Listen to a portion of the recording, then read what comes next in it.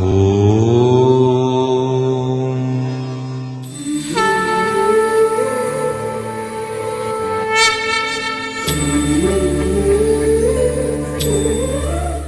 வணக்கம்மா. உங்க பேரு நம்ம சொல்லுங்கம்மா. ராணி. வயசுமா?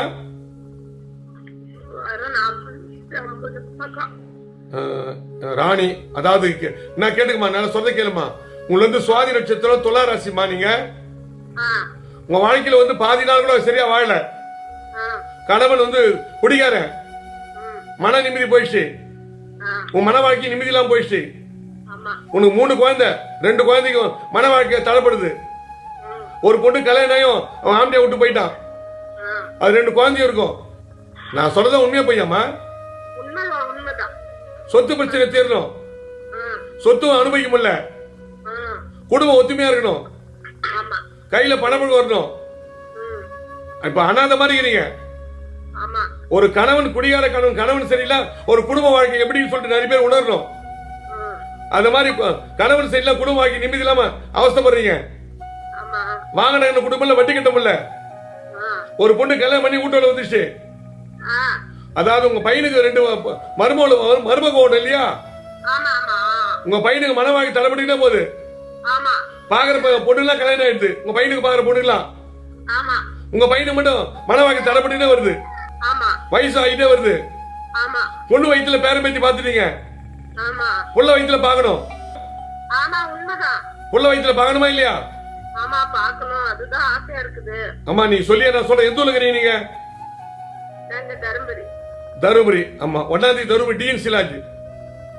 ஆமா, நீங்க டிவில பாத்துக்கீங்க இல்லையா? நான் சொல்ற ஜோசி உண்மையா பொய்யா? இது மாதிரி ஜோசியில பாத்துருக்கீங்களா? வாங்கிக்கல. அதான் உங்க பொண்ணுக்கு நல்ல வரன் வரும்னு சொன்னாங்க, நல்ல மாப்பிள்ளைன்னு சொன்னாங்க. கட்சியில 100 ரூபாய் கொடுத்த ஜோசியை பார்த்து உன் பையன் வாழ்க்கையே, உன் பொண்ணு வாழ்க்கையே போயிடுச்சு. போயிடுச்சா? இப்ப அனாத மாதிரி வந்துக்குது. அதே நேரத்தில் உங்க பையனுக்கு பல பேருக்கு ஜோசியம் பாத்தீங்க. 5ஆம் இடத்துல குரு வராரு, 7ஆம் இடத்துல குரு வராரு, 9ஆம் இடத்துல குரு வராரு, சனி பேச்சு, ராகு பேச்சு. இந்த வருஷத்துல கல்யாணம் பல ஜோசிகிட்ட பார்த்து இதுவரையும் கல்யாணமே அவளை பையனுக்கு தடைப்படுது. புரியுதா? நீங்க பார்க்காத ஜோசியம் கிடையாது, செய்த பரிகாரம் கிடையாது. எல்லாம் தோத்துட்டீங்களா? இனியாக என் வாழ்க்கை நல்லா வந்திருக்கீங்க. என் பசங்க வாழ்க்கை நல்லா வந்திருக்கீங்க. என் குடும்ப வாழ்க்கை சரியாக வந்திருக்கீங்க. அதாவது நீங்களே ராஜா, நீங்களே மந்தின்னு வாழக்கூடாதுமா. எங்களை ஜோசியம் வந்து பார்த்து என்ன செவ்வாய் தோஷமா, நாக தோஷமா, காலசர்ப தோஷமா, பித்ரு தோஷமா, முன்னோர் சாபமா, எதனால வந்து குலதெய்வ தோஷமா, எதனால மனவாக்கி தடைப்படுதுன்னு பார்த்து அது இறை பரிகாரத்துக்கு முன்னாடி தீர்வு கண்டாதாமா நல்லா பையனுக்கு மனவாக்கி அமையும். உங்க குலதெய்வத்தை கும்பிடாம பொண்ணு கல்யாணம் பண்ணிட்டீங்க இல்லையா? அதனால வாழ்க்கை போயிடுச்சு. அதுதான் ஜோசியம். முதல்ல குலதெய்வத்தை வழிபடணும். குலதெய்வத்தை வழிபடாம கல்யாணம் பண்ணக்கூடாது. அதெல்லாம் கிடையாது. குலதெய்வத்துக்கு கல்யாணத்துக்கு முன்னாடி வழிபட்டு போனோம்.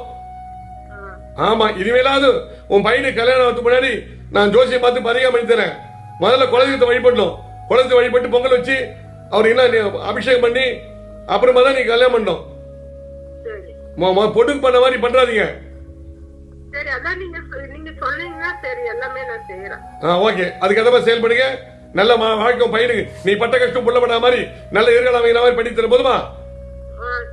என்ன கேட்க கேளுமா. அவங்களுக்கு அதான் திருமணம் 2 பேருக்கும் அமையணும். என் புள்ள வாழ்க்கைங்க நல்ல மாதிரியே இருக்கணும். அதனாலதான் நான் கேக்குறேன். வேற எதுவும் எனக்கு கேட்கல. சரிம்மா, சரி, நன்றிமா. நன்றி, வணக்கம்மா.